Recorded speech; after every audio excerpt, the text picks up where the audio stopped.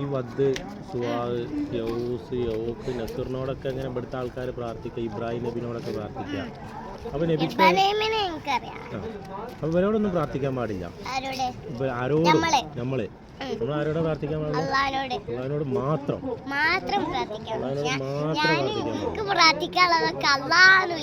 അള്ളാഹിനെ വിളിച്ച് പ്രാർത്ഥിക്കാം.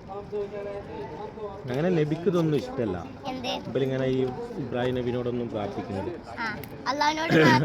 മാത്രം പ്രാർത്ഥിക്കാം. അപ്പൊ നബി എന്ത് ചെയ്യും? ഇത് ഇഷ്ടമല്ലാഞ്ഞിട്ട് നബി ഈ ഇറാഗുവല്ലേ നമ്മളിപ്പോ കേരള ഈ ഗുഹന്റെ അതിന്റെ മുകളിലാണ് ഗുഹ. ഇനി കുറച്ചുകൂടി പോകാണ്ട്, നമ്മളിപ്പോ താഴത്ത് തുടങ്ങിയിട്ടുള്ളൂ.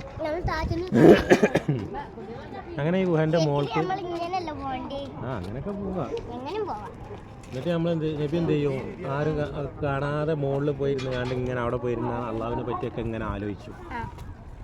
അങ്ങനെ ഇങ്ങനെ ആലോചിച്ച് ഇങ്ങനെ ഇരിക്കുന്നതിൻ്റെ ഇടയിലാണ് ജിബ്രീൽ വരുന്നത്. ജിബ്രീൽ പറഞ്ഞ മലക്കാണ്. മലക്ക് പറഞ്ഞ അള്ളാഹു പറഞ്ഞത് മാത്രം കേൾക്കുന്ന ഒരു അള്ളാഹുവിൻ്റെ സൃഷ്ടിയാണ്. അങ്ങനെ ജിബ്രീൽ അലൈഹിസ്സലാം വന്നുകാണ്ട് എന്ത് ചെയ്യും? നബിൻ്റെ ആ മലൻ്റെ അടുത്തേക്ക് നമ്മളിപ്പോൾ പോണ മല,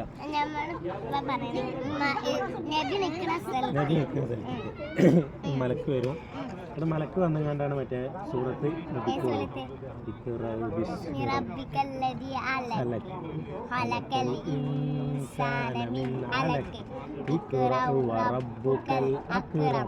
الذي علم بالقلم علم الإنسان ما لم يعلم